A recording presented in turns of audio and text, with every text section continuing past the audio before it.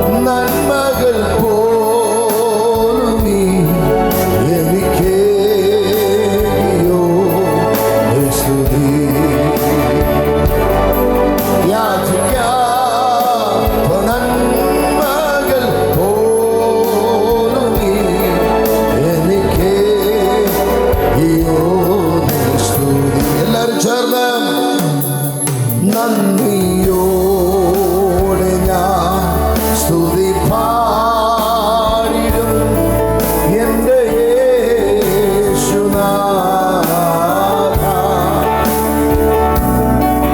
എനിക്കായി നീ ചെയ്തോരോ നന്മയ്ക്കും ഇന്നും നന്ദി ചൊല്ലുന്നു ഞാൻ.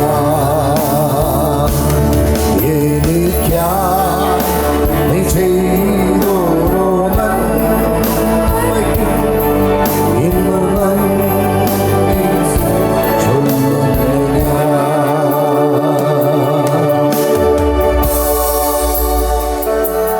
നല്ല പിതാവേ, ഈ അനുഗ്രഹിക്കപ്പെട്ട നല്ല പകലിനായി അങ്ങേക്ക് സ്തോത്രം ചെയ്യുന്നു.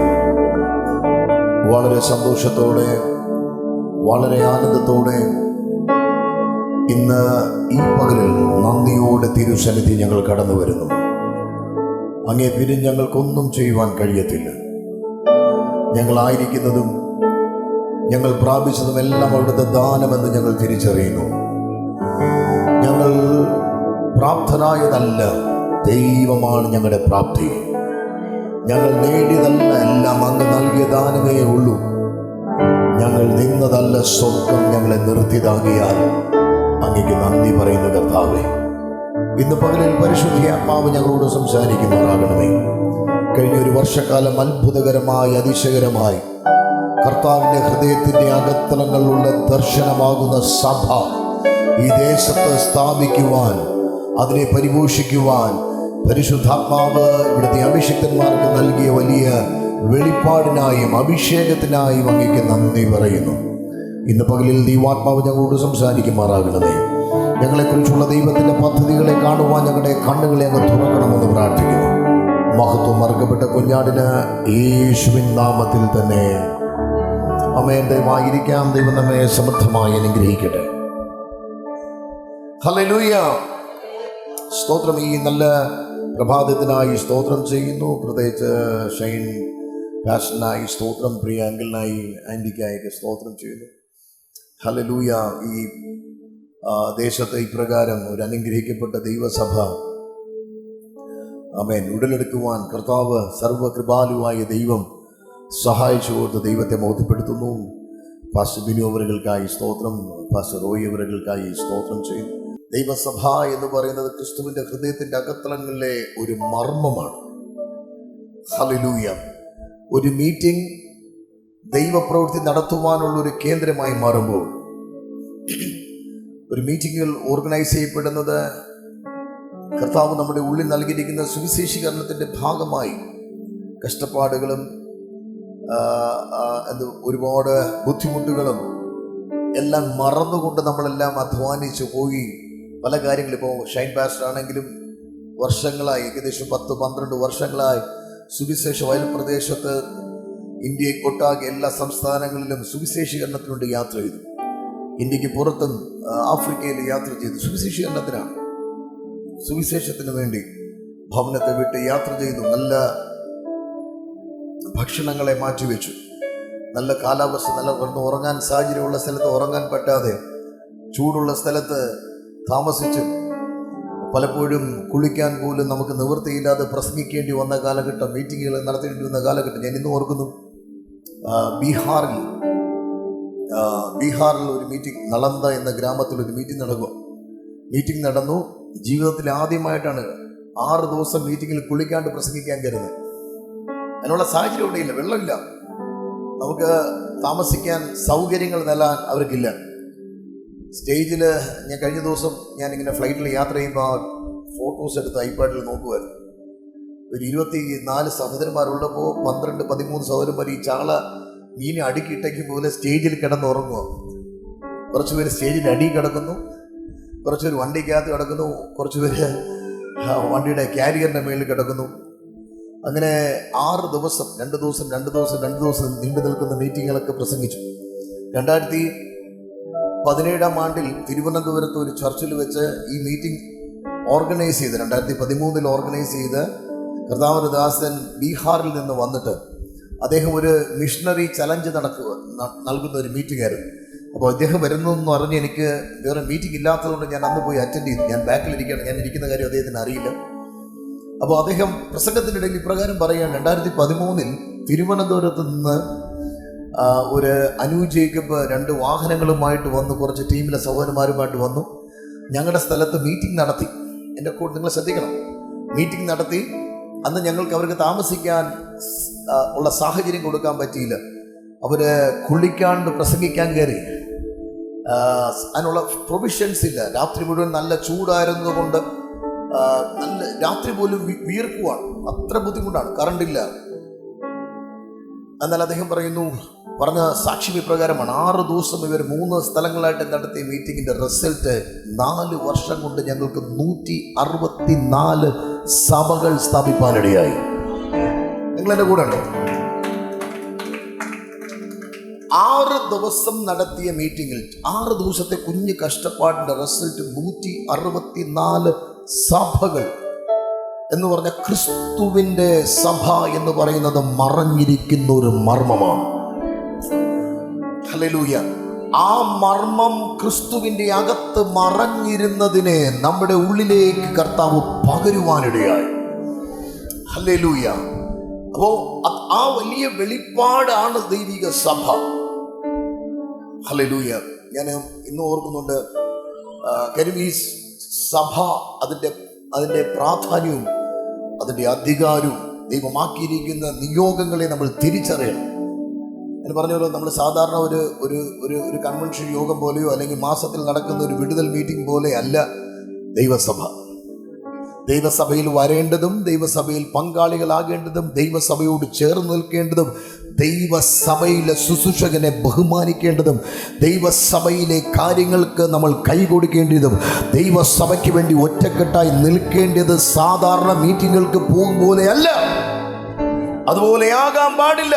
പട്ടണത്തെ പിടിക്കുവാൻ, പട്ടണത്തെ ദൈവമഹത്വത്തിന് വേണ്ടി തിരിച്ചു പിടിക്കാൻ, ദൈവത്തിന്റെ ഗ്ലോറിയിലേക്ക്, ദൈവത്തിന്റെ എന്ന് പറഞ്ഞ ഗ്ലോറിയസ് ബ്രൈഡ് ആയ മഹത്വത്തിന്റെ മണവാട്ടിയായ ദൈവസഭയെ ചേർക്കുവാൻ മണവാളൻ വരുമ്പോൾ പട്ടണത്തെ ദൈവപ്രവൃത്തിക്ക് വേണ്ടി ദൈവം ആക്കി വെച്ചിരിക്കുന്ന സഭ ദേശത്ത് ശോഭിക്കേണ്ടിയത് സാധാരണ ഏതോ വ്യക്തികൾ കയറി ഇറങ്ങി ചെല്ലുന്ന ഒരു സത്രം പോലെയല്ല.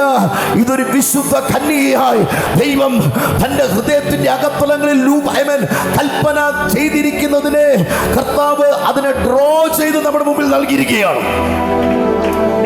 ഹല്ലേലൂയ. ആയതിനാൽ ഒരു സഭ പരിപാലനത്തിന് വേണ്ടി ദൈവമാക്കുന്ന ശുശ്രൂഷകന്മാർ, സഭ അനു ബ്രദറിന്റെ അല്ല സഭ, ഷൈൻ ബ്രദറിന്റെ അല്ല സഭ, ഒരു വ്യക്തിയുടെയും അല്ല സഭ. സഭയ്ക്ക് വേണ്ടി മരിച്ച നാഥൻ്റെതാണ്. സഭയെ ജനിപ്പിച്ച നാഥൻ്റെയാണ്. ആ സഭയെ പരിപോഷിക്കുവാൻ വിശ്വസ്തനെന്ന് എണ്ണി വലിയ വേല ദൈവം നമ്മെ ഏൽപ്പിച്ചു. ഹല്ലേലൂയ. ഏൽപ്പിക്കുമ്പോൾ സഭയുടെ നാഥന് നമ്മളെക്കുറിച്ചുള്ള ദൈവത്തിൻ്റെ പദ്ധതിക്കകത്തേക്ക് നമ്മൾ പ്രവേശിക്കണമെന്ന് ദൈവം ആഗ്രഹിക്കുന്നതോടൊപ്പം തന്നെ കർത്താവിന് വേണ്ടി വിശ്വസ്തമായി നമ്മൾ നിൽക്കുവാനും നമ്മൾ ബാധ്യസ്ഥരാണ്. ഹല്ലേലൂയ. ഞാൻ ഒരു അനുഭവം കൂടെ പറയട്ടെ, ചർച്ചിൻ്റെ കാര്യം. ഗോരഖ്പൂരിലൊരു മീറ്റിംഗ് നടന്നു. ഗോരഖ്പൂർ വർഷങ്ങൾക്ക് മുമ്പ് നടന്ന കാര്യമാണ്. ഗോരഖ്പൂർ എന്ന് പറഞ്ഞ ഉത്തർപ്രദേശിലെ ഒരു സ്ഥലമാണ് ഗോരഖ്പൂർ. അവിടെയാണ് ഇപ്പോഴത്തെ ഉത്തർപ്രദേശ് എന്ന് പറഞ്ഞ ആ സംസ്ഥാനത്തിൽ, ഇന്ത്യയിലെ ഏറ്റവും വലിയ സംസ്ഥാനമായിരിക്കുന്ന ഉത്തർപ്രദേശിലെ ചീഫ് മിനിസ്റ്റർ വസിക്കുന്നൊരു സ്ഥലമാണ് ഗോരഖ്പൂർ. അവിടെ ഒരു മീറ്റിംഗ് നടക്കുമായിരുന്നു. വർഷങ്ങൾക്ക് മുമ്പ് നടന്ന കാര്യമാണിത്. മീറ്റിങ്ങിൽ അത് നേപ്പാൾ എന്ന രാജ്യത്തിൻ്റെ അടുത്താണ്, അതുകൊണ്ട് ബോർഡറിങ് ചെയ്യുന്ന സ്ഥലമാണ് ഈ ഉത്തർപ്രദേശ്. അതിലും ഗോരഖ്പൂർ എന്ന സ്ഥലം വളരെ ഒരു 60-70 കിലോമീറ്റർ യാത്ര ചെയ്താൽ നേപ്പാൾ എന്ന രാജ്യത്തിലേക്ക് പ്രവേശിക്കാൻ പറ്റും. അവിടെ ഈ 3 ദിവസം നടന്ന മീറ്റിങ്ങിൽ ആയിരക്കണക്കിന് ജനങ്ങൾ കൂടി വരുന്നു എന്നറിഞ്ഞ് ഒരു യാചകൻ ഭിക്ഷയാചിക്കാൻ വേണ്ടി മീറ്റിങ്ങിന് വന്നു. ഒരു യാചകൻ വന്നു മീറ്റിങ്ങിൽ. 3 ദിവസം മീറ്റിംഗ് നടക്കുവാണ്. 3-ാമത്തെ ദിവസമായപ്പോൾ ഇദ്ദേഹത്തിൻ്റെ ഇടത് കൈയിൽ തൻ്റെ റിസ്റ്റിൽ ഒരു ട്യൂമർ ഉണ്ടായിരുന്നു, ഒരു മുഴ ഉണ്ടായിരുന്നു. കർത്താവ് അതിനെ സൗഖ്യമാക്കി. ഈ മനുഷ്യൻ എന്ത് ചെയ്യുന്നറിയുമോ, 3 ദിവസവും അദ്ദേഹം ആരോ പറഞ്ഞു കൊടുത്തു, ഇവിടെ ആൾക്കാർ കൂടുന്നുണ്ട്, കാശ് കിട്ടും, യാചിച്ച് കാശുണ്ടാക്കാമെന്ന് പറഞ്ഞ് അദ്ദേഹം വന്നു. കിട്ടിയ കാശെല്ലാം കൊണ്ട് സ്റ്റേജിൻ്റെ ഒരു ഭാഗത്ത് കൊണ്ട് അദ്ദേഹം വെച്ചു. ഞാൻ ചോദിച്ചു, എന്തിനാ കാശെല്ലാം ഇവിടെ കൊണ്ടുവയ്ക്കുന്നത്? അദ്ദേഹം സാക്ഷി പറയാൻ സ്റ്റേജിൽ വന്നിട്ട് പറയുക, 3 ദിവസമായിട്ട് യാചിച്ച് കിട്ടിയ കാശ്, അതിൽ നിന്ന് കുറച്ച് ആഹാരമൊക്കെ കഴിച്ച് ബാക്കിയുള്ള കാശെല്ലാം കൊണ്ട് ഇവിടെ വെച്ചിരിക്കുക. കാരണം ചോദിച്ചപ്പോൾ ഈ 3 ദിവസം മീറ്റിങ്ങിൽ ഭിക്ഷയാചിക്കാൻ വന്നു, എൻ്റെ കയ്യിൽ കർത്താവ് ഒരു അത്ഭുതം ചെയ്തു, കയ്യിലെ ട്യൂമർ യേശു അപ്രത്യക്ഷമാക്കി.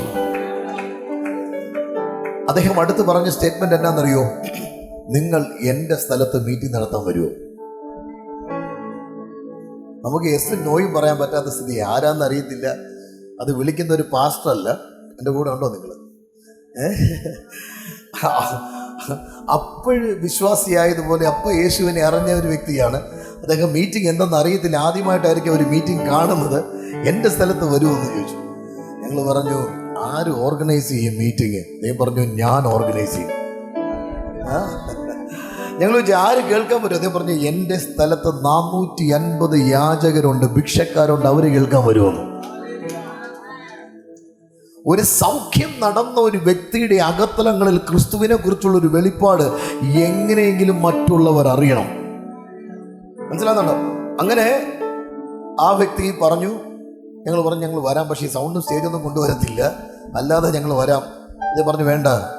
അങ്ങനെ ഒരു ദിവസത്തെ ഞങ്ങൾ ടെമ്പോ ട്രാവലറുമായി നേപ്പാൾ ബോർഡറിലേക്ക് ഞങ്ങൾ യാത്ര ചെയ്ത് അദ്ദേഹത്തിൻ്റെ സ്ഥലത്ത് എത്തി. അവിടെ ചെന്നപ്പോൾ അവർ ഈ കട്ടിലൊക്കെ ഇട്ട് ഒരു മീറ്റിംഗ് സ്റ്റേജ്, ഇതുപോലെ സ്റ്റേജൊക്കെ വെച്ചിട്ടുണ്ട്, ഇതുപോലെ റാമ്പൊക്കെ വെച്ചിട്ടുണ്ട്. ഇത്തരം ജനങ്ങൾ കൂടിയ ഒരു 10,000 പേര് കൂടിയ മീറ്റിംഗ് ആയിരുന്നുകൊണ്ട് റാമ്പൊക്കെ ഇട്ടാണ് ഞങ്ങൾ അന്ന് ആദ്യത്തെ കാലങ്ങളിലൊക്കെ ശുശ്രൂഷിച്ചിരുന്നത്, ആളുകൾക്ക് വേണ്ടി പ്രാർത്ഥിക്കാൻ എളുപ്പം. അതുപോലെ ഒരു ബെഡ് എടുത്ത് റാമ്പ് പോലെയൊക്കെ ഇട്ടൊക്കെയാണ് മീറ്റിംഗ് വെച്ചിരിക്കുന്നത്. എന്നിട്ട് ചെറിയ ചെറിയ ബാറ്ററി ബൾബുണ്ട്, കുഞ്ഞു ബൾബുണ്ട്, മുറുങ്ങ് കിട്ടും. അതിൽ നിന്നുകൊണ്ടാണ് യേശു ജീവിക്കുന്ന ദൈവമാണ്, യേശു രക്ഷകരാണ്, യേശു നല്ലവനാണെന്ന് പറയുമ്പോൾ ആൾക്കാരൊക്കെ ഇങ്ങനെ നോക്കും എന്തോ സംഭവമെന്ന്. ഒരു അരമണിക്കൂർ 2-3 പാട്ടൊക്കെ ഞങ്ങൾ കൈയടിച്ചൊക്കെ പാടി ഒരു ആക്ഷൻ സോങ്ങൊക്കെ ചെയ്തു വന്ന്, എന്നിട്ട് യേശുവിനെ കുറിച്ച് പറഞ്ഞു. ഞങ്ങൾ കടന്നുപോയി. എന്നാൽ ചില നാളുകൾക്ക് ശേഷം ഒരു അഭിഷിക്തനെ പരിശുദ്ധാത്മാവ് അങ്ങോട്ട് അയച്ചു. ഒരു ഗ്രൗണ്ട് വർക്ക് ഞങ്ങൾ ചെയ്തു. അതിനെ ടേക്ക് ഓവർ ചെയ്യുവാൻ ഒരു അഭിഷിക്തനെ പരിശുദ്ധാത്മാവ് പട്ടണത്തിൽ അയച്ചു. അടുത്ത വർഷം ആ ഗ്രാമത്തിൽ ഞാൻ വീണ്ടും ചെന്നപ്പോൾ അവിടെ 100 പേരുള്ള ഒരു സഭയുണ്ടായി. മനസ്സിലാവുന്നുണ്ടോ? സഭയുടെ പ്രാധാന്യത്തെ നമ്മൾ തിരിച്ചറിയുക. ക്രിസ്തു മരിച്ചത് മിനിസ്ട്രിക്ക് വേണ്ടിയല്ല, ക്രിസ്തു മരിച്ചത് സഭയ്ക്ക് വേണ്ടിയാണ്. ഹല്ലേലൂയ. യേശു മനുഷ്യനായി മരിച്ചു, രാജാവായി ഉയർത്തെഴുന്നേറ്റു. നിങ്ങൾ എൻ്റെ കൂടെ ഉണ്ടോ? യേശു മനുഷ്യനായി മരിച്ചു, രാജാവായി ഉയർത്തെഴുന്നേറ്റു. അങ്ങനെയെങ്കിൽ ആമേൻ, ഹല്ലേലൂയ, ഞാൻ ക്രിസ്തുവിൽ മരിക്കുമ്പോൾ രാജാവായി വാഴുകയാണ്. അത് മനസ്സിലായവർ മാത്രം കർത്താവിനെ സ്തോത്രം ചെയ്യുക. സഭയുടെ ഏറ്റവും വലിയൊരു മർമ്മം ഇതാണ്. യേശു കർത്താവ്, സഭയുടെ നാഥൻ, മനുഷ്യനായി മരിച്ച് രാജാവായി ഉയർത്തെഴുന്നേറ്റു. ക്രിസ്തുവിൽ മരിക്കുന്ന ഞാൻ രാജാവായി വാഴുകയാണ്. ഓ ഹല്ലേലൂയ, ക്രിസ്തുവിൽ മരിക്കുന്ന ഞാൻ രാജാവായി വാഴുകയാണ്. അർത്ഥം സഭ രാജാവായി വാഴുകയാണ്. സഭ ദേശത്തിൽ വാഴുകയാണ്. അടുത്തിരിക്കുന്ന രണ്ടുപേർക്കാരെ കൊണ്ട് പറഞ്ഞിട്ട് വാഴണം. ആമേൻ. ഏതെങ്കിലും തലത്തിൽ പിശാച് നീ വീഴുമെന്ന് പറഞ്ഞാൽ അത് അവൻ്റെ കള്ളത്തനമാ. നീ വീഴല്ല, നീ വാഴാൻ പോവുകയാണ്. എവിടെയെങ്കിലും നീ വഴുതി പോകും, ആമേൻ, വീണു പോകുമെന്ന് പിശാച് പറഞ്ഞിട്ടുണ്ടെങ്കിൽ നീ വീഴത്തില്ല, നീ അവിടെ വാഴും. ആമേൻ. ജയത്തിൽ വാഴും, ക്രിസ്തുവിൽ വാഴും, ജയാളിയായി വാഴും, രാജാക്കന്മാരായി വാഴും. ഹല്ലേലൂയ. സോ ദൈവസഭ ക്രിസ്തുവിന്റെ ഹൃദയത്തിന്റെ അകത്തുള്ള മർമ്മമാണ്. ഇന്ന് പകൽ നമ്മൾ ഇവിടെ ഒരുമിച്ച് കർത്താവിനെ ആരാധിക്കുവാൻ ഇടയാകുന്നത് കഴിഞ്ഞ ഒരു വർഷക്കാലം കർത്താവ് നമ്മെ ജയോത്സവമായി നടത്തി. ക്രിസ്തുവിന്റെ ശരീരമാകുന്ന സഭ ഈ ദേശത്ത് ജനിക്കണമെന്ന് ദൈവത്തിൻ്റെ ഹൃദയത്തിൻ്റെ ആഗ്രഹമാകിയാൽ ദൈവം അത് നമുക്ക് നൽകി. ആമേൻ. അതിനെ പരിപാലിക്കേണ്ട ഉത്തരവാദിത്വം പാസ്റ്ററിന് മാത്രമല്ല, ആമേൻ, സഭയിലുള്ള ഓരോ വ്യക്തികൾക്കുമുണ്ട്. അപ്പോൾ ഇന്ന് നമ്മുടെ മേൽ പരിശുദ്ധാത്മാവ് നൽകിയൊരു നിയോഗമുണ്ട്. ഹല്ലേലൂയ. ദേശത്തിൽ നമ്മൾ വാഴാൻ വിളിക്കപ്പെട്ടവരാണ്. ദൈവാത്മാവ് നമ്മോട് സംസാരിച്ച കാര്യമാണ്, മറഞ്ഞിരിക്കുന്ന നിധികളെ തുറക്കുന്ന വർഷമാണ്. ഇത് തുറക്കാൻ പറ്റുന്നത് ആർക്കെന്നറിയാമോ? സഭയ്ക്കാണ് തുറക്കാൻ കഴിയുന്നത്. ആമേൻ, ഹല്ലേലൂയ. ദാവീദിന്റെ താക്കോലുള്ളവൻ, താൻ തുറന്നാൽ ആർക്കും അടയ്ക്കാൻ പറ്റത്തില്ല, താൻ അടച്ചാൽ ആർക്കും തുറക്കാൻ പറ്റത്തില്ല. വിശ്വസിക്ക്, ചില വാതിലുകൾ നിനക്ക് വേണ്ടി തുറക്കപ്പെടാൻ പോവുകയാണ്. അത് തുറക്കാനുള്ള അധികാരത്തെ രാജാവിന്റെ താക്കോലുള്ളവൻ സഭയുടെ മേൽ അധികാരത്തെ പകർന്നിരിക്കുന്നു എന്ന് ആത്മാവിൽ തിരിച്ചറിയുന്നവർ ദൈവത്തോട് സ്തോത്രം ചെയ്ത്, നിന്റെ മേൽ വ്യാപരിക്കുന്ന അധികാരത്തെ നീ തിരിച്ചറിഞ്ഞാൽ, ആമേൻ, പിന്നെ വീഴുകയല്ല, നീ വാഴുകയാണ്. ഇന്നലകളിൽ നീ വീണുപോയി, ക്ഷീണിച്ചു പോയി, തളർന്നു പോയി, പരാജയപ്പെട്ടു പോയി, എവിടെയൊക്കെ നിന്നെ അനുഭവിച്ചു എന്ന് പറയുന്ന സ്ഥലത്ത് നീ വാഴാൻ തുടങ്ങും. ആമേൻ, ഹല്ലേലൂയ. ശ്രദ്ധിക്കണേ, ഈ സഭ എന്ന് പറയുന്നത് വന്ന് ഒരു വിടുതൽ കേന്ദ്രം പോലെ വന്ന് വിടുതൽ പ്രാപിച്ചു പോകുന്ന ഒരു സ്ഥലമല്ല. വിടുതൽ പ്രാപിച്ചു പോകുന്ന ഒരു സ്ഥലമല്ല. ഞാനൊരു വിടുതലായി മാറുന്നൊരു സ്ഥലമാണ്. ഞാനൊരു അത്ഭുതമായി മാറുന്നൊരു സ്ഥലമാണ്. ഹല്ലേലൂയ. യേശു കർത്താവ് വെള്ളത്തിൽ കൂടെ നടക്കുന്നത് പത്രോസ് കണ്ടു. പത്രോസും ശിഷ്യന്മാരെല്ലാം പടകിനകത്ത് ഇരിപ്പുണ്ട്. യേശു കർത്താവ് വെള്ളത്തിൽ കൂടെ രാത്രിയുടെ 4-ാം യാമത്തിൽ നടന്നു വരുന്നത് കണ്ടു. നടന്നു വരുന്ന കണ്ട ഉടനെ പത്രോസ് പറയുന്നത് എന്നറിയോ? ഇത് നീയാകുന്നു എങ്കിൽ വെള്ളത്തിൽ കൂടെ നടന്ന് നിന്റെ അടുത്ത് വരേണ്ടതിന് നീ എന്നെ കൽപ്പിക്കണം. ഹല്ലേലൂയ. പത്രോസ് പറഞ്ഞു, ഇനി എനിക്ക് ഒന്നാമത്തെ സ്റ്റേജായ ഒരു അത്ഭുതം കണ്ട് ജീവിക്കണ്ട. പത്രോസിന്റെ മറുപടി എന്ന് പറഞ്ഞാൽ, ഈ ഭയം എടുത്ത് മാറ്റി നീ ആണെങ്കിൽ എന്നല്ല, ഇത് നീ ആണെങ്കിൽ എനിക്ക് വേണ്ടി ഒരു അത്ഭുതം ചെയ്യുന്നല്ല. കാറ്റും കടലും ശാന്തമാകട്ടെ എന്നല്ല.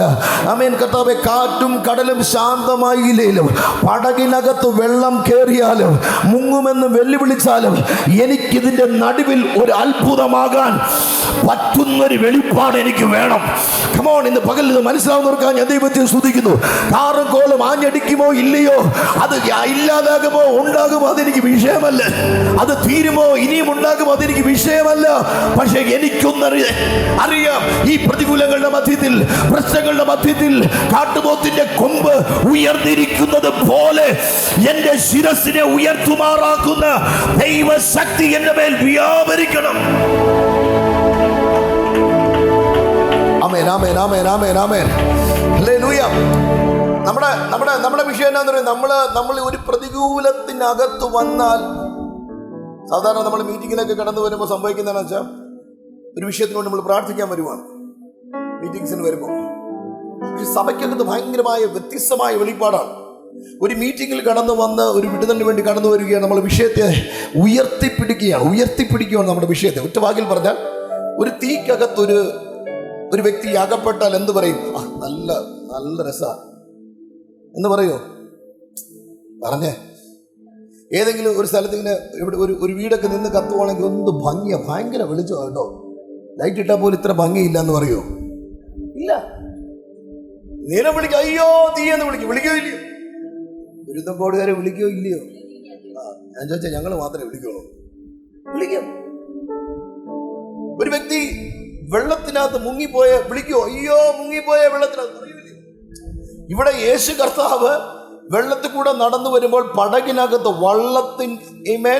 വള്ളത്തിനകത്ത് വെള്ളം കയറി പടക് മുങ്ങാറായി, പ്രശ്നത്തിനകത്ത് അയ്യോ എന്ന് പറഞ്ഞ് ഉയർത്തിപ്പിടിച്ച വിഷയത്തെ കർത്താവ് ചവിട്ടി പിടിച്ചു. നിങ്ങൾ മനസ്സിലാവുന്നുണ്ടോ? സഭയുടെ പവർ എന്ന് പറഞ്ഞാൽ ചിലതിനെ ചവിട്ടി. സഭയുടെ പവർ അതാ. അത്ഭുതം കാണണം കർത്താവെ, വിടുതൽ കാണണമെന്നല്ല, ചിലതിനെ ചവിട്ടി പിടിക്കുകയാണ് സഭ. ലോകം ഉയർത്തിപ്പിടിക്കുന്നതിനെ ചവിട്ടി പിടിക്കാനുള്ള അധികാരത്തെയാണ് സഭയുടെ മേൽ ദൈവം പകർന്നിരിക്കുന്നത്. അതാണ് വചനം പറയുന്നത്, നീ പാമ്പിനെയും തേളിനെയും ശത്രുവിന്റെ സകല ബലത്തെയും ചവിട്ടുവാൻ ഞാൻ സഭയ്ക്ക് അധികാരത്തെ നൽകിയിരിക്കുക. ആമേൻ, ആമേൻ. അവൻ അണലിയെയും അവൻ ചവിട്ടിക്കളയും, ബാലസിംഹത്തെയും പെരുമാവിനെയും മെതിച്ചു കളയും. സഭയുടെ പവർ അതാണ്. സഭയുടെ മേൽ ദൈവം പകർന്നിരിക്കുന്ന അധികാരം അതാണ്. ലോകം ഉയർത്തിപ്പിടിക്കുന്ന വിഷയത്തെ നീ കൂടെ ഉയർത്തിപ്പിടിക്കുകയല്ല, സഭ ചവിട്ടി പിടിക്കുകയാണ്. സഭ ചില വിഷയത്തെ ചവിട്ടി പിടിക്കുകയാണ്. ഇന്ന് പകൽക്കാലം ചിലത് ചവിട്ടി പിടിക്കാൻ തയ്യാറായോ? നിന്റെ മേൽ ഉയർന്നു നിൽക്കുന്ന ആമേൻ, നിന്നെ ഉയർത്തിപ്പിടിച്ച് നിന്നെ തകർക്കും തളർത്തുമെന്ന് വെല്ലുവിളിക്കുന്നതിനെ ചവിട്ടി പിടിക്കുന്ന ഒരു അസാധാരണമായ അഭിഷേകത്തിന്റെ ശക്തി വ്യാപരിക്കട്ടെ.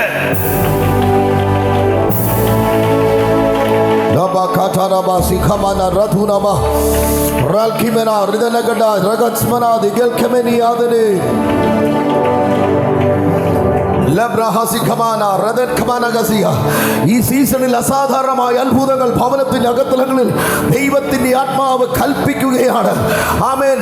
പ്രതികരിക്കുവാൻ കഴിവുള്ളവർ പ്രതികരിച്ചു തുടങ്ങിക്കോ. ആമേൻ.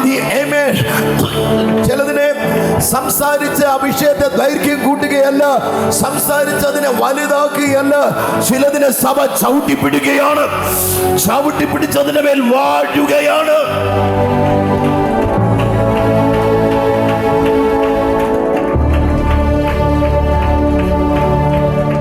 ഞാൻ പറഞ്ഞ മനസ്സിലാവുന്നല്ലോ? സത്യം പറഞ്ഞ ഇത് കൊണ്ടാണ് പത്രോസിനെ പിടിച്ചു നിർത്തിയിട്ട് തമ്പുരാൻ പറഞ്ഞിട്ടാ, നീയാടാ ബെസ്റ്റ് ആള്. പാതാള ഗോപുരങ്ങൾ ജയിക്കാത്ത ക്രിസ്തുവിന്റെ ശരീരമാകുന്ന സഭയെ ചുമക്കാൻ പറ്റിയ ആള് നീയാ. കാര്യം നീ വിഷയത്തെ ഉയർത്തിപ്പിടിക്കുന്നവനല്ല. ഞാൻ വിഷയത്തെ ചവിട്ടി പിടിച്ചപ്പോൾ നീ ചവിട്ടാൻ തയ്യാറായവനാ. ലോകം ഉയർത്തിപ്പിടിക്കുന്നതിനെ നീ ഉയർത്തിപ്പിടിച്ചാൽ നിനക്കതിന് യോഗ്യതയില്ല. ലോകം ഉയർത്തിപ്പിടിക്കുന്നതിനെ ഞാൻ ചവിട്ടിപ്പിടിക്കും പോലെ നീ ചവിട്ടിപ്പിടിക്കാൻ തയ്യാറാണോ? പാതാള ഗോപുരം ജയിക്കാത്ത സഭ ക്രിസ്തു എന്ന വെളിപ്പാടിന്റെ മേൽ ഞാൻ പണിയും. ഹല്ലേലൂയ. ഇതിനകത്ത് മഞ്ജു എന്ന ആ പേരുമായി ബന്ധപ്പെട്ട ആരെങ്കിലും ഉണ്ടോ? നിങ്ങളുടെ ഭവനത്തിലോ നിങ്ങളുടെ സഹോദരങ്ങളോ? ഞാനിവിടെ വന്നിരുന്നപ്പോൾ എനിക്ക് മഞ്ജു എന്നൊരു പേര് പരിശുദ്ധന്മാ കാണിച്ചു. മഞ്ജുഷ ആയിട്ട് ബന്ധപ്പെട്ട് മഞ്ജു, അങ്ങനെ ആരെങ്കിലും ഉണ്ടോ? ആമേൻ. ആ പേരുമായിട്ട് ബന്ധപ്പെട്ട ആരെങ്കിലും മഞ്ജുവോ മഞ്ജുഷയായിട്ട് ബന്ധപ്പെട്ടു എനിക്ക് ആ ഒരു പേര് കർത്താവിനെ കാണിച്ചു. ആമേൻ. പ്രാർത്ഥിക്കും. എന്തായാലും ആ പേരുമായി ബന്ധപ്പെട്ട് ഒരു വ്യക്തിയുടെ ജീവിതത്തിൽ പരിശുദ്ധാത്മ ഒരു ഭയങ്കര ദൈവപ്രവൃത്തി ദിവസം അറിയും. ആമേൻ. ഇല്ലെങ്കിൽ ഈ പേരുമായി ബന്ധപ്പെട്ട് ആരൊക്കെ അങ്ങനത്തെ ഒരു ദൈവപ്രവൃത്തി ഈ ദേശത്ത് നമ്മൾ കാണും. ദൈവത്തിന്റെ പ്രവൃത്തി ഈ സീസണിൽ ആമേൻ അത്ഭുതകരമായി വെളിപ്പെടാൻ പോവുകയാണ്. കരം ഉയർത്തി യേശുവിനൊന്ന് സ്തോത്രം ചെയ്ത്. ഹല്ലേലൂയ. ഇത് ജയത്തിൽ വാഴുന്ന കാലഘട്ടമാണ്. ശബ്ദം ഉയർത്തി പറഞ്ഞ് ഇത് ജയത്തിൽ വാഴുന്ന കാലമാണ്. ശബ്ദം ഉയർത്തി പറഞ്ഞ ജയത്തിൽ വാഴുന്ന കാലമാണ്. ഹല്ലേലൂയ. പരാജയത്തിൽ വീഴുകയല്ല, ഞാൻ ജയത്തിൽ വാഴുകയാണ്. ശ്രദ്ധിക്കണേ, ഒരു വാക്യമൊന്ന് ഞാൻ വായിച്ച് ആമേൻ മുന്നോട്ട് പോകുവാനായി ആഗ്രഹിക്കുന്നു. വിശുദ്ധ വേദപുസ്തകത്തിൽ മത്തായി എഴുതിയ സുവിശേഷം 16-ാം അധ്യായം, മത്തായി 16 അതിൻ്റെ 13 മുതലുള്ള വാക്യങ്ങളൊന്ന് വായിക്കാം. മത്തായി 16. യേശു ഫിലിപ്പിൻ്റെ കൈസരിയുടെ പ്രദേശത്തെത്തിയ ശേഷം തൻ്റെ ശിഷ്യന്മാരോട്, ജനങ്ങൾ മനുഷ്യപുത്രനെ ആരെന്ന് പറയുന്നു എന്ന് ചോദിച്ചു.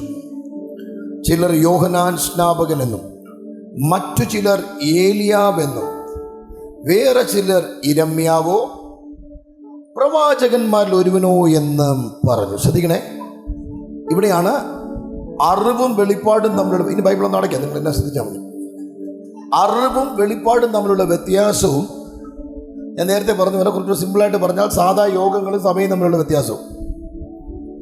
ഹല്ലേലൂയ. സഭ, ക്രിസ്തുവിൻ്റെ ശരീരമാകുന്ന സഭ എന്ന വെളിപ്പാടിനകത്ത് കൂടിയിരിക്കുമ്പോൾ ഇതിനകത്ത് നടക്കുന്ന ആത്മശക്തിയും ആത്മതലത്തെയും നമ്മൾ തിരിച്ചറിയണം. ഹല്ലേലൂയ. ഇവിടെ സാധാരണ വ്യക്തി ഒരു ഇൻഫർമേഷൻ, അറിവിൽ നിന്ന് ഉരുത്തിരിഞ്ഞ ചില കാര്യങ്ങൾ പറയുന്നതിനെന്തറിയൂ, നീ യോഹന്നാൻ സ്നാപകനാണ് എന്ന് പറഞ്ഞാൽ സർപ്പസന്തതികളെ എന്ന് വിളിച്ചതുപോലെ ചില വ്യക്തികൾക്ക് താക്കീത് നൽകുന്ന കണ്ടു, മടങ്ങി വരാൻ ആഹ്വാനം കൊടുക്കുന്നത് കണ്ടു, നന്നാക, കടന്നുവാ. ഇനി അവനാണോ ഇവൻ അതുപോലെയാണോ? രണ്ട്, അടുത്ത് പറയാം, ഏലിയാവാണോ? അത്ഭുതങ്ങളൊക്കെ ചെയ്യുന്നുണ്ട്. ഇരിമ്യാവ് പ്രവാചകനാണോ? പ്രവചനം പറയുന്നുണ്ട്. അത്തിയുടെ മറവിൽ കീഴിൽ വന്നു ഇരുന്ന നഥാനിയേലിനെ കുറിച്ചുള്ള വെളിപ്പാട് പറയുക. ആമേൻ. ശമരിയ സ്ത്രീയുടെ അടുത്ത് പോയി തന്റെ ജീവിതത്തിൽ നടക്കുന്ന കാര്യങ്ങളൊക്കെ വിളിച്ചു പറയുക. ഇനി ഇവൻ പ്രവാചകനാണോ? ക്രിസ്തു പറഞ്ഞു, ഈ വെളിപ്പാടുണ്ടെങ്കിൽ സഭ പണിയാൻ പറ്റില്ല. മീറ്റിംഗ് നടത്താൻ പറ്റും, മനസ്സിലാകുന്നുണ്ടോ? പ്രവാചകന്മാരിൽ ഒരുവൻ, അത്ഭുത രോഗശാന്തികൾ ചെയ്യുന്നവരിൽ ഒരുവൻ, ആമേൻ, കർക്കശക്കാരനായ ചില തീരുമാനങ്ങൾ എടുക്കുന്നവരിൽ ഒരുവൻ. നോ, അമ്പരാൻ പറഞ്ഞു, ആയിക്കോട്ടെ, പക്ഷെ നിങ്ങൾക്ക് എന്നെക്കുറിച്ച് എന്നാ വെളിപ്പാടാ കിട്ടിയേ? ഉടനെ പത്രോസ് പറയുക, നീ ജീവനുള്ള ദൈവത്തിൻ്റെ പുത്രനായ ക്രിസ്തു. ആമേൻ. നീ യോഹന്നാനും അല്ല, ഇരമ്യാവും അല്ല, പ്രവാചകന്മാരിൽ ഒരുവനുമല്ല, നീ ജീവനുള്ള ദൈവത്തിന്റെ പുത്രനായ ക്രിസ്തു.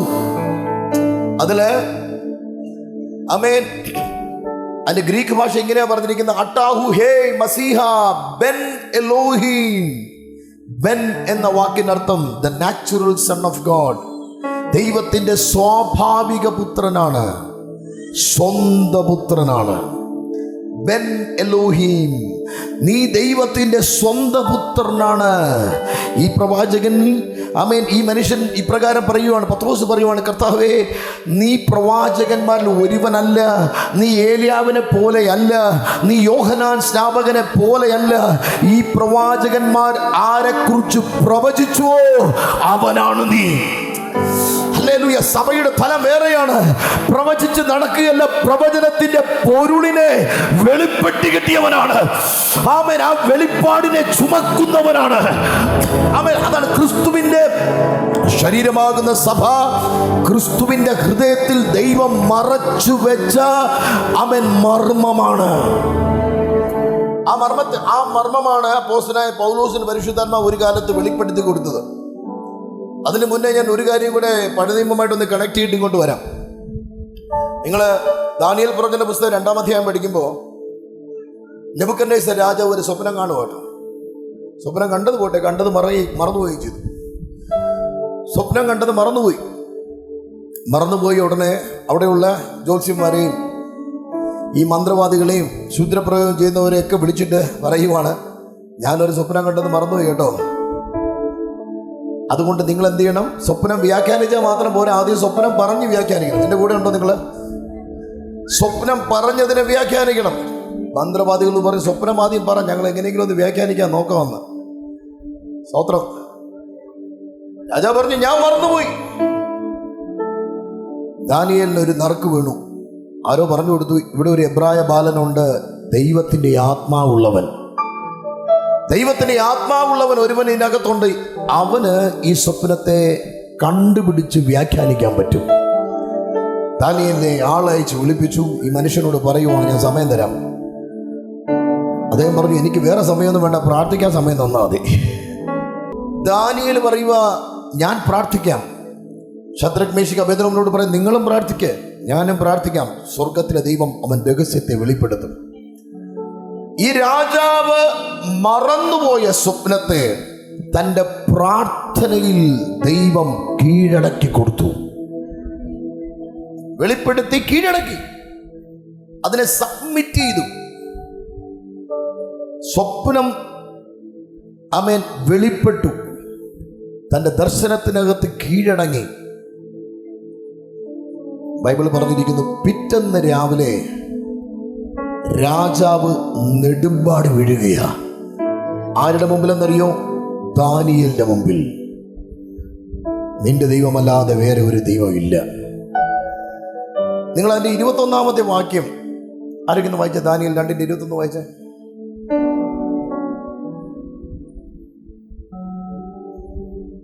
ദാനിയേൽ ആ ആ ആ ആ വാഴിക്ക് മതി അമ്മേ, മതി മതി. ശ്രദ്ധിക്കണേ, അവൻ കാലങ്ങളെ, അപ്പൊ കാലങ്ങൾ യഹോവയുടെ കയ്യിലിരിക്കുന്നു അല്ലേ? എന്റെ തൊട്ടുമുള്ള വാക്യം അങ്ങനെയല്ല വെച്ച് പറഞ്ഞിരിക്കുന്നത്.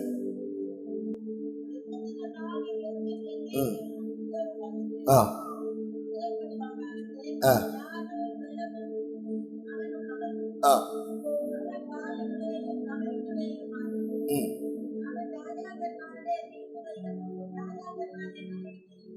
അടുത്ത വാക്യം. ആ ആ ആ ശ്രദ്ധിക്കുന്ന, മറഞ്ഞിരിക്കുന്നതിനെ ദൈവം വെളിപ്പെടുത്തുന്നു. ആമേൻ. നിഗൂഢമായതിനെ ദൈവം വെളിപ്പെടുത്തുന്നു. ആമേൻ. വചനം പറഞ്ഞ് രാജാക്കന്മാരെ വാഴിക്കുന്നു, തള്ളിയിടുന്നു. എല്ലാം ദൈവം ചെയ്യുകയാണ്. വചനം പറഞ്ഞിരിക്കുന്നു. ആമേൻ.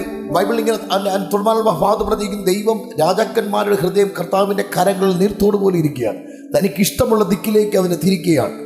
കാലങ്ങൾ യഹോവയുടെ കയ്യിലിരിക്കുന്നു. ദാനിയേലിന് കിട്ടിയ വെളിപ്പാട് അതാണ്. നിങ്ങൾ ഇനി ബൈബിൾ നോക്കരുത്, എന്നെ ശ്രദ്ധിക്കുക. ദാനിയേലിന് കിട്ടിയ വെളിപ്പാട് രാജാവിന്റെ സ്വപ്നം മറന്നുപോയപ്പോൾ ഈ ദാനിയേൽ പറയുവാണ്, രാജാവിന്റെ സ്വപ്നം മറന്നുപോയപ്പോൾ ഈ മനുഷ്യൻ പറയുവാണ്, കാലങ്ങൾ യഹോവയുടെ കയ്യിലിരിക്കുവാണ്.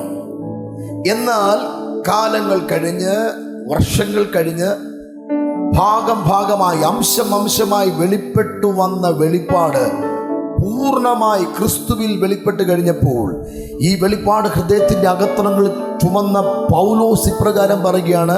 കൊലോസ്യർക്ക് എഴുതിയ ലേഖനം 1-ാം പറയുകയാണ്, ഇനി ഞാനിതാ ഒരു മർമ്മം പറയാൻ പോവാണ്. ആ മർമ്മം ഏതെന്നറിയാമോ? മഹത്വത്തിന്റെ പ്രത്യാശയായ ക്രിസ്തു നിങ്ങളുടെ ഉള്ളിലിരിക്കുന്നു. നല്ലൊരു ആമേൻ പറഞ്ഞേ. മഹത്വത്തിന്റെ പ്രത്യാശ ക്രിസ്തു എവിടെ ഇരിക്കുക? എവിടെ? നുള്ളിയല്ല, പറഞ്ഞ എൻ്റെ ഉള്ളിൽ. ശബ്ദം ഉയർത്തി പറഞ്ഞ എൻ്റെ ഉള്ളിൽ. വീട്ടിൽ ബഹളം ഉണ്ടാക്കും പോലെ പറഞ്ഞ എൻ്റെ ഉള്ളിൽ. നിങ്ങൾ ആരും ബഹളം ഉണ്ടാക്കുന്നവരല്ല. അതാ ഹല്ലേലൂയ. എല്ലാവരും ഒന്ന് പറഞ്ഞ എൻ്റെ ഉള്ളിലിരിക്കുന്നു. അപ്പൊ നിങ്ങളുടെ ഉള്ളിൽ എന്താ ഇരിക്കുന്നത്? വേദനയല്ല, കണ്ണുനീരല്ല, ടെൻഷനല്ല, മഹത്വത്തിന്റെ പ്രത്യാശയായ ക്രിസ്തു. ആമേൻ. ശ്രദ്ധിക്കണേ, പഴയ നിയമത്തിൽ ഈ ഭക്തൻ രാജാവ് മറന്നുപോയ സ്വപ്നത്തെ വ്യാഖ്യാനിക്കുവാൻ ദൈവം കൃപ നൽകിയപ്പോൾ ഈ മനുഷ്യൻ പറയുവാണ്, കാലങ്ങൾ യഹോവയിൽ ഇരിക്കുന്നു, ഒന്നും അവന് മറഞ്ഞിരിക്കുന്നില്ല. എന്നാൽ നാൾകൾ കഴിഞ്ഞപ്പോൾ അംശമായി കുറച്ചൊക്കെ വെളിപ്പെടുത്തി കൊടുത്തു. പ്രവാചകന്മാർക്ക് അരുളപ്പാട് നൽകി. ദൈവത്തിന്റെ സന്നിധിയിൽ ധൂപകലശം കാട്ടുന്ന സെഖരിയാവിന് കുറച്ച് വെളിപ്പെടുത്തി കൊടുത്തു. പ്രവാചകന്മാർക്ക് വെളിപ്പെടുത്തി കൊടുത്തു. പുരോഹിതന്മാർക്ക്, മഹാപുരോഹിതന്മാർക്കൊക്കെ വെളിപ്പെടുത്തി കൊടുത്ത വെളിപ്പാട് കാലം കഴിച്ച് അംശമായി വെളിപ്പെട്ടു വന്നത് പൂർണ്ണ രൂപത്തിൽ ക്രിസ്തുവിൽ നമുക്ക് നൽകിയപ്പോൾ ഈ വെളിപ്പാട് ലഭിച്ച പൗലോസ് പറയുകയാണ്, മർമ്മം എന്നാന്നറിയോ? ആ ക്രിസ്തു നിന്റെ ഉള്ളിലുണ്ട് എന്ന് പറഞ്ഞാൽ അംശമായി ആമേൻ കാലങ്ങളിൽ കുറച്ചായി വെളിപ്പെടുത്തി കൊണ്ടവൻ വെളിപ്പാടായി നിന്റെ അകത്തിരിക്കുകയാണ്. അവൻ നിന്റെ അകത്തിരിപ്പുണ്ട് എന്ന് പറഞ്ഞാൽ കാലങ്ങളെ നിയന്ത്രിപ്പാൻ കഴിവുള്ളവൻ പുറത്തല്ല, അവൻ എൻ്റെ അകത്തിരിക്കുന്നു എങ്കിൽ കാലങ്ങളെ മാറ്റാൻ എനിക്ക് ശക്തിയുണ്ട്. നിങ്ങൾ മനസ്സിലായോ? ഇതാണ് സഭ. കാലങ്ങളെ മാറ്റാൻ എനിക്ക് ശക്തിയുണ്ട്. ഹല്ലേലൂയ. നിങ്ങൾ സഭാപ്രസംഗിന്റെ പുസ്തകം എടുക്കണ്ട, വീട്ടിൽ പോയി വായിച്ചാൽ മതി കേട്ടോ. സഭാപ്രസംഗിന്റെ പുസ്തകം 3-ാം അധ്യായം പഠിക്കുമ്പോൾ 1 മുതൽ 8 വരെയുള്ള വാക്കും അതിൽ പറയുന്നത് എല്ലാത്തിനും ഒരു സമയമുണ്ട്, കാലമുണ്ട്. എന്തൊക്കെയാണെന്നറിയോ? വിത്ത് നടാനൊരു കാലം, മുളയ്ക്കാനൊരു കാലം, പട്ടുപോകാനൊരു കാലം, കടം വാങ്ങാനൊരു കാലം, കടം കൊടുക്കാനൊരു കാലം, മരിക്കാനൊരു കാലം, ജീവിക്കാനൊരു കാലം. ഞാനിതെല്ലാം ഇങ്ങനെ വായിച്ചുകൊണ്ടിരുന്നപ്പോൾ കർത്താവ് പറഞ്ഞ് നിർത്ത്, ഇത് നിനക്കുള്ളതല്ല. ഞാൻ പറഞ്ഞു, കർത്താവ് എനിക്കുള്ളതല്ലയോ? കർത്താവ് പറഞ്ഞു, അവിടെ എൻ്റെ തൊട്ട് ആദ്യത്തെ വാക്യം ഒരിക്കലൂടെ വായിക്കാൻ പറഞ്ഞു. ഞാനത് വായിക്കുക. 3-ാം അധ്യായം 3-1 എന്തോ എഴുതിക്കുന്നത്? എല്ലാത്തിനും മേളിൽ എന്തുവാ? സൂര്യന് കീഴിൽ, ആകാശത്തിന് കീഴിലുള്ള സൂര്യന്, ആകാശത്തിന് കീഴിൽ, സൂര്യന് കീഴിലുള്ള സകലത്തിനും ഒരു. കർത്താവ് പറഞ്ഞു, നീ സൂര്യന് കീഴിലല്ല. എന്റെ കൂടെ ഉണ്ടോ നിങ്ങള്? നീ സൂര്യന് കീഴിലല്ല, നീ വചനത്തിനകത്ത. അയ്യോ, അത് മനസ്സിലായ ഒരു കാര്യം ഞാൻ ദൈവത്തെ സ്തുതിക്കുന്നു. ചേട്ടാ, ഞാൻ സൂര്യന് കീഴിലല്ല ജീവിക്കുന്നത്. ആമേൻ. കാലങ്ങൾക്കനുസരിച്ചല്ല ഞാൻ ജീവിക്കുന്നത്, എന്നെ അനുസരിച്ച് കാലങ്ങൾ മാറും. അതാണ് സഭയുടെ ശക്തി, അതാണ് സഭയുടെ പവർ എന്ന് പറഞ്ഞാൽ, സഭ കൽപ്പിച്ചാൽ അത് സംഭവിക്കും, സഭ പറഞ്ഞാൽ അത് നടക്കും, സഭ ചിന്തിച്ചാൽ അത് ഉളവായി വരും.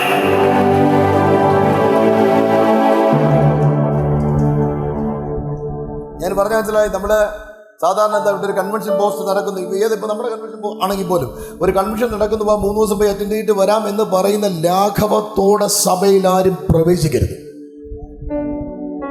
ഏത് കാര്യമാണെങ്കിലും ശരി, മീറ്റിംഗ് അറ്റൻഡ് ചെയ്യണം മാത്രമല്ല, കൊടുക്കുന്ന കാര്യത്തിലും അങ്ങനെ തന്നെയാണ്.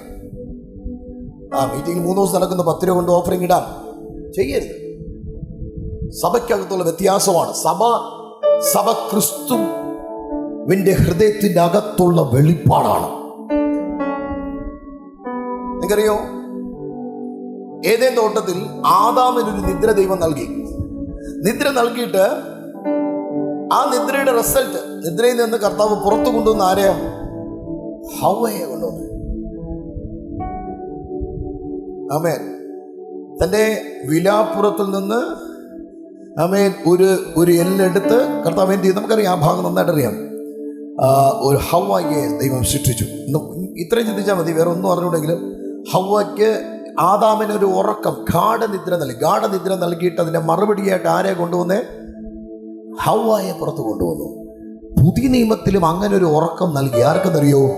പിതാവായ ദൈവം യേശുവിനൊരു ഉറക്കം നൽകി. 33.5 തിരുവയസ്സ് കഴിഞ്ഞ് കാൽവരി ക്രൂശിൽ കർത്താവ് മനുഷ്യന്റെ പാപത്തിനു വേണ്ടി മരിച്ച ശേഷം അവൻ അടക്കപ്പെട്ടു. കല്ലറയ്ക്കകത്ത് ഒരു ഉറക്കം നൽകി. ആ ഉറക്കത്തിൻ്റെ പരിണിത ഫലമാണ് ഇവിടെ ഇരിക്കുന്ന സഭ. നിങ്ങൾ എൻ്റെ കൂടെ ഉണ്ടോ? ക്രിസ്തുവിന്റെ ശരീരമാകുന്ന സഭ ആ 3.5 വർഷം വെളിപ്പെട്ടില്ല. 3.5 വർഷം കർത്താവ് ശുശ്രൂഷ ആർക്ക് വേണ്ടിയെന്നറിയോ? ജനങ്ങൾക്ക് വേണ്ടിയാണ്. അത്ഭുതം ചെയ്തു.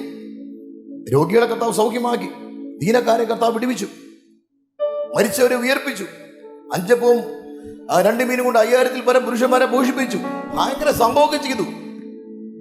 പക്ഷേ 3.5 വർഷക്കാലം കർത്താവ് കൂടെ ഉണ്ടായിരുന്നപ്പോൾ വെളിപ്പെടുത്തി കൊടുക്കാത്ത മർമ്മം തൻ്റെ മരണത്തിൽ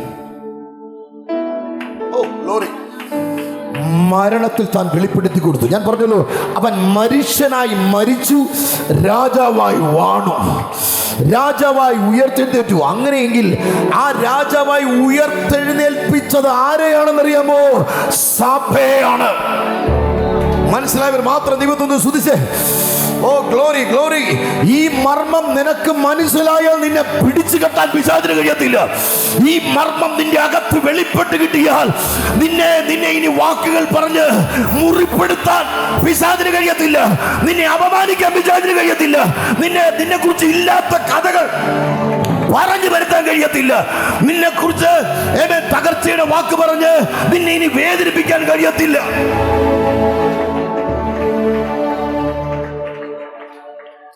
എന്ന് പറഞ്ഞാൽ പിന്നെ വേദന ഇല്ലെന്നല്ല, പ്രതികൂലം ഇല്ലെന്നല്ല, നമ്മൾ വേറെ മേഖലയിൽ നടക്കുക.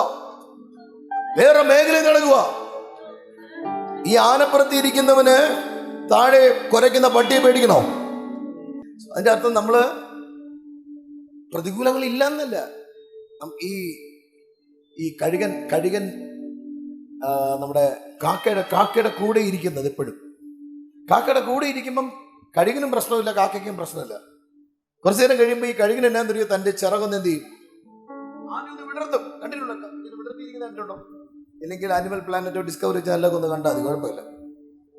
ഇങ്ങനെ ഒന്ന് വിടർത്തിയതിന് ശേഷം ഇങ്ങനെ ഒന്ന് സോറപ്പി ചിറകൊന്ന് അടിക്കുമ്പോ അടുത്തിരിക്കുന്ന കാക്ക പറയും, നിന്റെ ഒരു ചിറകിന്റെ അത്ര പോലും ഇല്ല ഞാനെന്ന്. കഴുകൻ എന്നാ പറയുന്നു, ഞാൻ എന്ത് ചെയ്യാനാ, സൃഷ്ടിച്ചെന്റെ കുഴപ്പമാണ്. സ്തോത്രം. ഈ ചിറകടിക്കും വരെ കാക്കയ്ക്ക് ഒരു വിഷയമില്ല. ചിറകടിച്ചെന്ന് തുടങ്ങുമ്പോൾ കാക്കയ്ക്ക് വരുന്ന ദേഷ്യം ഭയങ്കരമാണ്. ദേഷ്യം വരുന്നതുകൊണ്ട് കഴുകൻ പറയത്തില്ല ഞാൻ ഇനി പറക്കുന്നില്ലെന്ന്. ഹലോ, എന്നും കാക്കയുടെ കൂടെ ഇരിക്കാനാണ് വിളിയെങ്കിൽ നിങ്ങൾ പറക്കരുത്. വേണമെങ്കിൽ ചിറകങ്ങ് വെട്ടിക്കോ. പക്ഷേ ഈ കഴുകൻ എന്നാ ചെയ്യുന്നറിയോ, ചിറകങ്ങോട്ട് അടിക്കും. ചിറകടിച്ചിട്ട് പറന്നുയരാൻ തുടങ്ങുമ്പോൾ കാക്കയല്ല, കാക്ക കൂട്ടം എന്ത് ചെയ്യുന്നറിയോ, കാന്ന് വിളിക്കുന്ന കേട്ടിട്ടുണ്ടോ?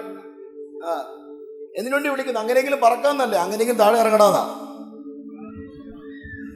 ഈ കാക്ക എന്ന് വിളിക്കുന്ന കാക്ക എന്ന് വരെ വിളിക്കുമെന്നറിയോ? അതിന്റെ മരണം വരെയും വിളിക്കും. അതാണ് സത്യം. അതിന്റെ മരണം വരെ വിളിക്കും. ഞാൻ ഒരു ദിവസം ഇങ്ങനെ ആലോചിക്കുന്നത്, ഈ നായ് പട്ടി കുരയ്ക്കുന്നില്ലയോ? ഞാൻ ഏകദേശം ഒരു മാസമല്ലേ എനിക്ക് ചുമ ഉണ്ടായിരുന്നല്ലേ, 1 month. ഒരു മാസം ഞാൻ ചുമയെന്ന് പറഞ്ഞാൽ പട്ടി പോലും അങ്ങനെ ചോദിക്കില്ല. അങ്ങനെ ഞാൻ ചുമച്ചു. അന്ന് ഞാൻ ആലോചിക്കരുത്, ഈ പട്ടിക്ക് തൊണ്ടയ്ക്കൊന്നും വേദനയൊന്നും എടുക്കത്തില്ല, എന്നാ ചുമയാ ചോദിക്കുന്നത്? പട്ടി കുരയ്ക്കുന്നില്ലയോ? എന്നാ കുരയ്ക്കുന്നത്? ഞാൻ ഒരു മാസം ചുമച്ചപ്പോൾ എൻ്റെ നെഞ്ചും എനിക്ക് നിൽക്കാൻ വയ്യ. ഒരു 4 പ്രാവശ്യം ചുമച്ചു കഴിയുമ്പോൾ പിന്നെ എഴുന്നേക്കാൻ വയ്യ. ഇവരെ ചുമ്മാ കുരച്ച് നടക്കുക നാട് നീളെ എന്നും. സ്തോത്രം. ഒരു കുഴപ്പമില്ല, കുരയ്ക്കാൻ വിളിയുള്ള കുറച്ചുകൊണ്ടിരിക്കണമെന്ന്. അതുപോലെ ഈ കാക്കയ്ക്ക് കാക്കാന്ന് വിളിക്കാനല്ലാതെ വേറെ ഒന്നും അറിയത്തില്ല.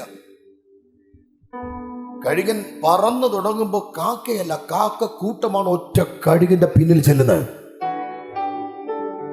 ഒരു കാക്കക്കൂട്ടം മുഴുവനും കഴുകന്റെ പിന്നിൽ നിന്ന് വിളിക്കുന്നുവെങ്കിൽ കഴുകൻ തിരിച്ചറിയണം, ഞാൻ കാക്കയല്ല,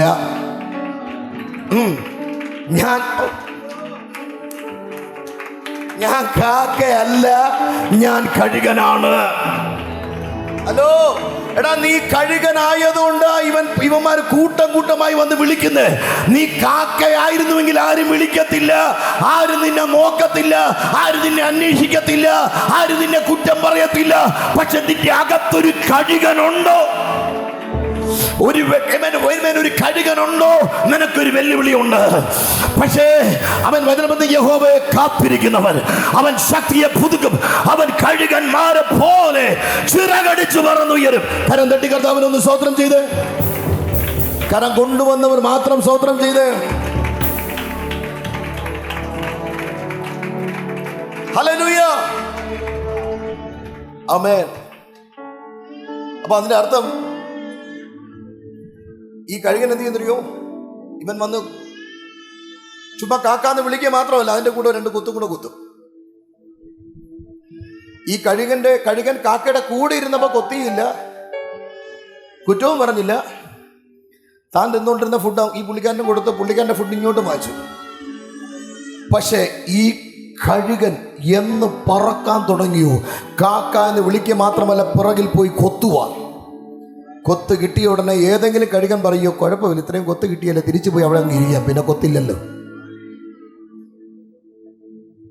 ഏതെങ്കിലും കഴുകൻ പറയോ, ഇവന്റെ കൂടെ ഇരുന്നിട്ട് ഞാൻ ഒറ്റയ്ക്ക് കയറി പറഞ്ഞുകൊണ്ടായിരിക്കാം കൊത്തിയെ. കഴുകൻ പറയും, സാരമില്ല, നീ കൊത്തടാ.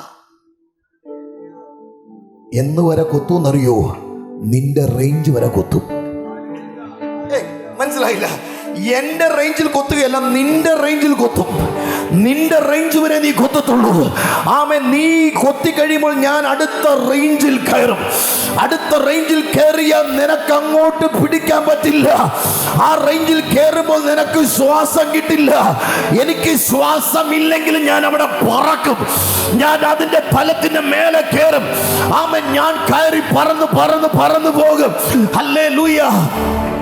ആമേൻ. സത്യം പറഞ്ഞാല് അതോടെ കാക്ക വിളി നിർത്തുകയല്ല, അവൻ വിളിക്കുക. ഈ പുള്ളിക്കാരൻ കേൾക്കാത്തതാ.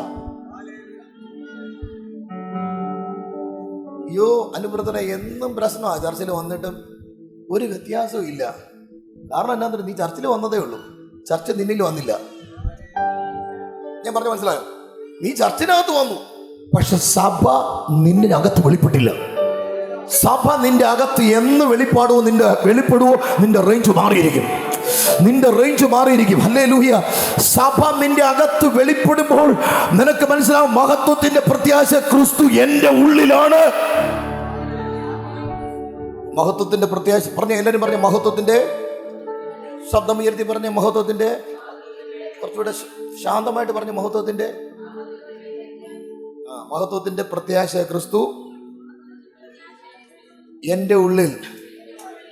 നീ പ്രതീക്ഷയ്ക്ക് വേണ്ടി സഭയ്ക്കകത്ത് കയറി നീ പ്രതീക്ഷയായി പുറത്തിറങ്ങുക.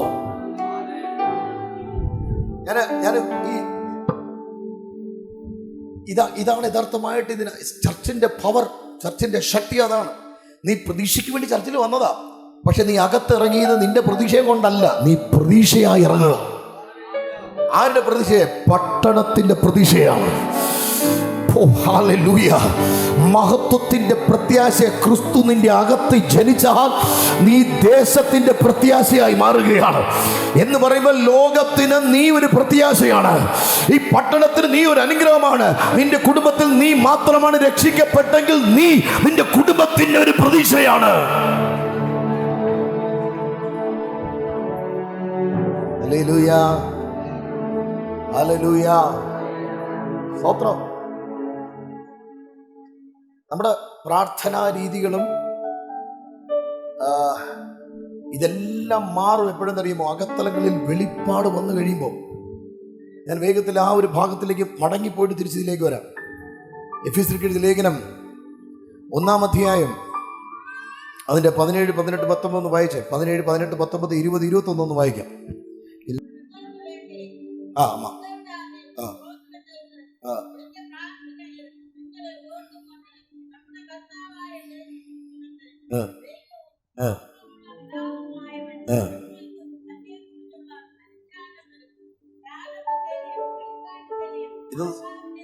ഇതൊന്ന് ശ്രദ്ധിച്ച് കേൾക്കണം. ഞാൻ ചോദ്യം ചോദിക്കും, പ്രത്യേകിച്ച് അങ്ങോട്ടും ഇങ്ങോട്ടും നോക്കിയിരിക്കുന്നവരോട് ഞാൻ ചോദിക്കും.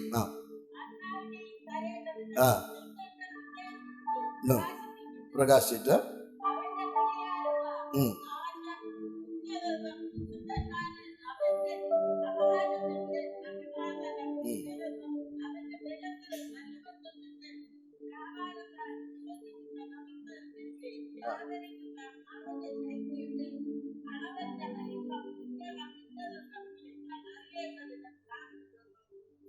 അടുത്തും കൂടെ അമ്മ.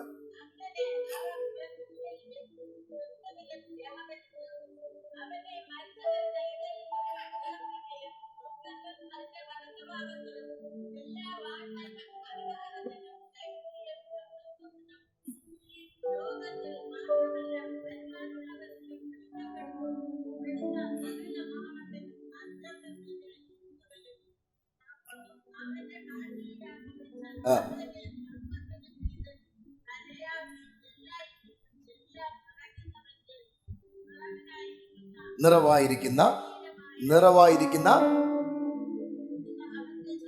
അവന്റെ ശരീരമായ.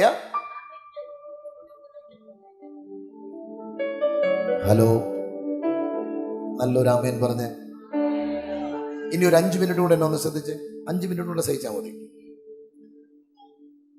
വചനം പറഞ്ഞിരിക്കുന്നു, ഈ അപ്പോസ്തലനായ പൗലോസിന് ഈ വെളിപ്പാട് കിട്ടുന്ന എപ്പോഴെന്നറിയോ? കാരാഗൃഹത്തിനകത്തിരിക്കുമ്പോഴാണ്.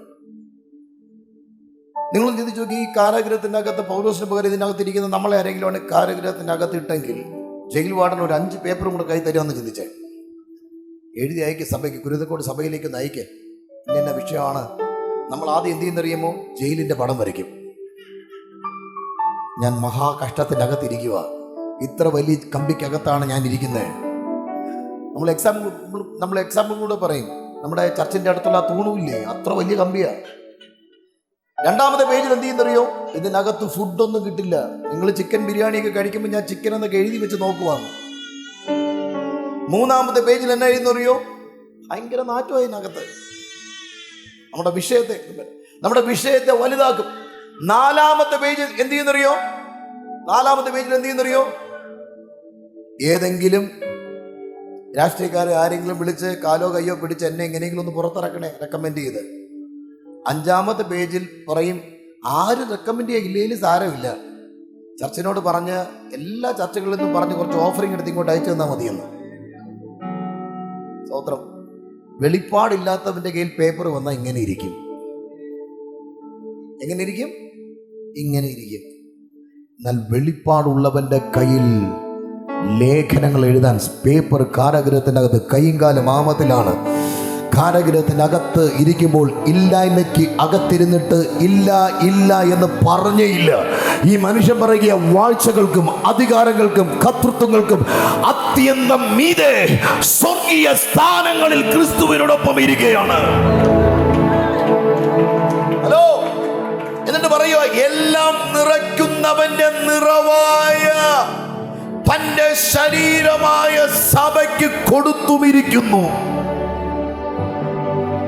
വാഴ്ചകൾ, അധികാരങ്ങൾ, കർത്തൃത്വങ്ങൾക്ക് എല്ലാം അത്യന്തം മീതെ അധികാരമുള്ളവനായി ഇരുന്നിട്ട് അവൻ പറയുക, ഞാൻ ഉണ്ട് എന്നല്ല, ഈ അധികാരത്തെ എല്ലാത്തിൻ്റെയും എല്ലാമായ തന്റെ ശരീരമായ സഭയ്ക്ക് കൊടുക്കുകയാണ്.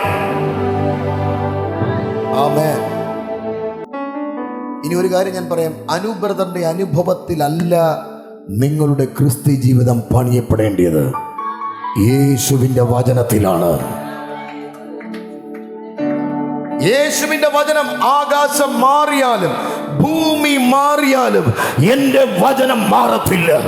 പുല്ല് ഉണങ്ങിപ്പോകാം, പൂ വാടിപ്പോകാം, ദൈവത്തിന്റെ വചനം മാറത്തില്ല. ആമേൻ. ഹല്ലേലൂയ. സോ നമ്മുടെ ജീവിതം പണിയപ്പെടേണ്ടത്, എൻ്റെ ഗ്ലോറി ചർച്ചിലെ ഓരോ വിശ്വാസികളും തിരിച്ചറിയുക, നമ്മുടെ ജീവിതം പണിയപ്പെടേണ്ടത് ഒരു വ്യക്തിയുടെ അനുഭവത്തിൽ നിന്നല്ല, ഒരു വ്യക്തിയുടെ സ്റ്റേജിൽ നിൽക്കുന്ന ഗ്ലാമറിലല്ല, ദൈവ വചനത്തിൽ. വചനമാണ് നമ്മുടെ അടിസ്ഥാനം. ദൈവത്തിന്റെ വചനമാണ് നമ്മെ താങ്ങി നടത്തുന്നത്. ദൈവത്തിന്റെ വചനത്തിൽ പണിയപ്പെടുന്നതിനെ തകർക്കാൻ പിശാചിന് കഴിയത്തില്ല. ഹല്ലേലൂയ. സ്തോത്രം. ഞാൻ ഈ ഭാഗത്തേക്ക് വീണ്ടും മടങ്ങി വരികയാണ്. ഒരു 1-2 വാക്യ കമ്പിവാചകങ്ങൾ പറഞ്ഞ് നിർത്താൻ ആഗ്രഹിക്കുന്നു. ഉടനെ യേശു കർത്താവ് പത്രോസിനെ പിടിച്ചു നിർത്തിയിട്ട് പറയുക, ബെറിയോനാ ശിമോനെ, നീ ഭാഗ്യവാൻ.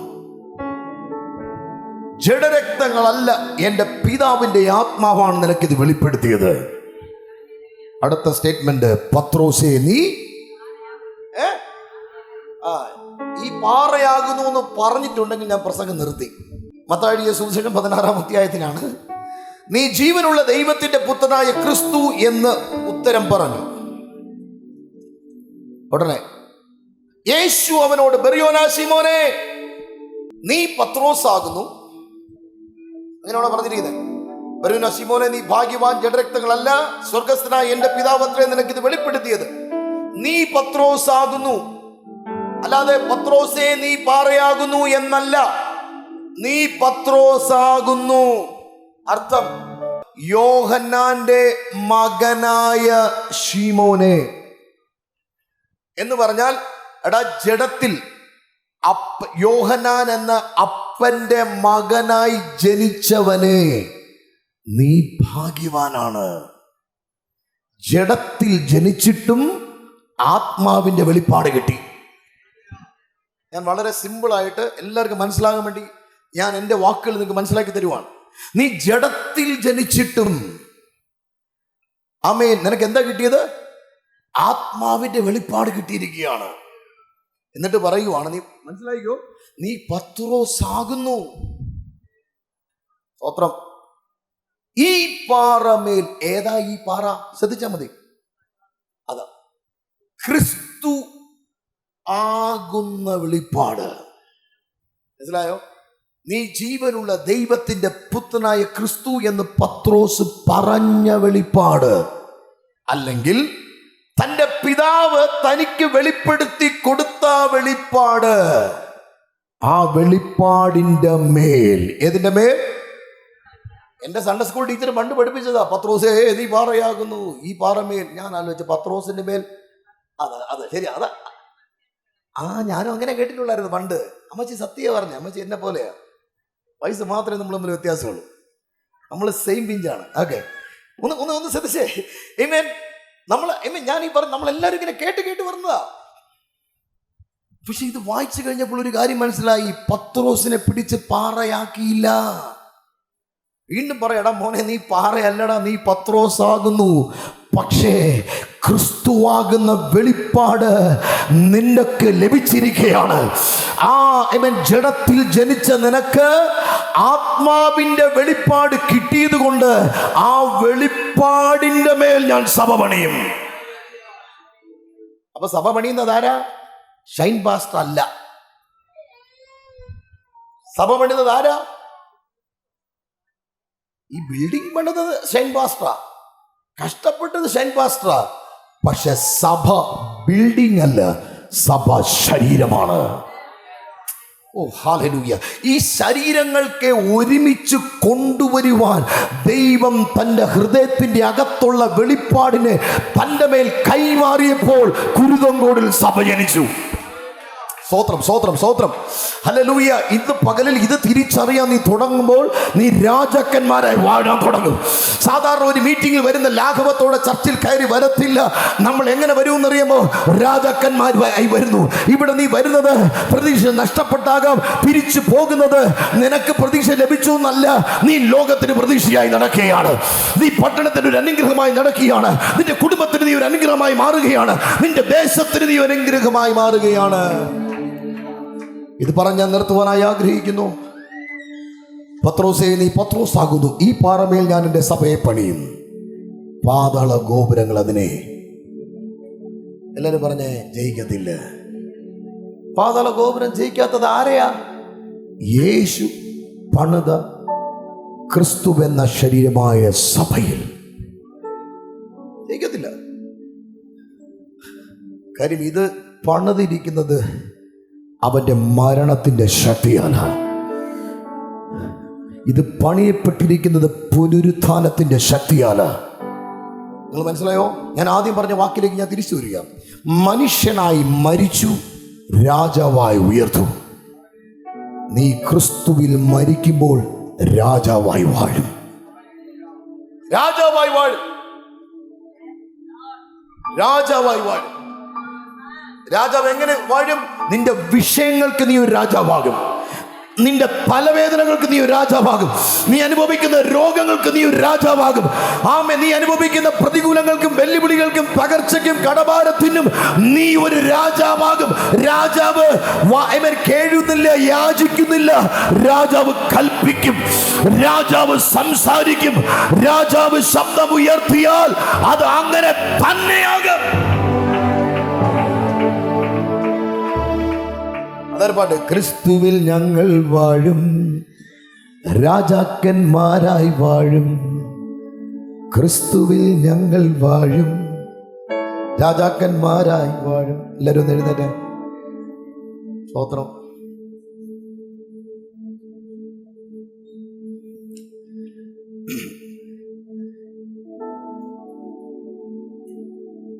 ഇന്ന് പകലിൽ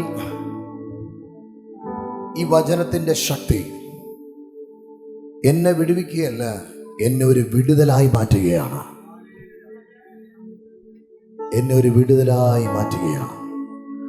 ദേശത്തിൽ നിങ്ങൾ ഒരു അനുഗ്രഹമായി മാറുകയാണ്. പറഞ്ഞ് ഞാനൊരു അനുഗ്രഹമാണ്. എല്ലാവരും പറഞ്ഞ ഞാനൊരു അനുഗ്രഹമാണ്. അപ്പോൾ നമ്മുടെ പ്രാർത്ഥനയുടെ ഒരു സ്റ്റെപ്പ് മാറി. കർത്താവേ എന്നെ അനുഗ്രഹിക്കണമേ എന്നല്ല, കർത്താവേ, ഞാനൊരു അനുഗ്രഹമാണപ്പാ, ഞാനൊരു അനുഗ്രഹമാണപ്പാ. ഒന്ന് പറഞ്ഞേ, യേശുവേ. എല്ലാവരും പറഞ്ഞേ, യേശുവേ, എന്നെ അനുഗ്രഹമാക്കിയതിനായി സ്തോത്രം. അബ്രഹാമിനോട് ദൈവം പറഞ്ഞു, ഞാൻ നിന്നെ അനുഗ്രഹിച്ച് നിന്റെ പേര് വലുതാക്കി നിന്നെ ഒരു അനുഗ്രഹമാക്കും. പ്രിയ അമ്മേ, നിങ്ങളൊരു അനുഗ്രഹമാണ്. നിങ്ങളുടെ തലമുറയ്ക്ക് നിങ്ങളൊരു അനുഗ്രഹമാണ്.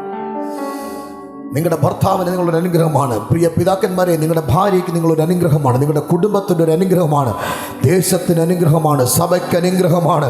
പട്ടണത്തിന് അനുഗ്രഹമാണ്. കാരണം ജയിച്ചവൻ നിന്നിൽ വാഴുകയാണ്.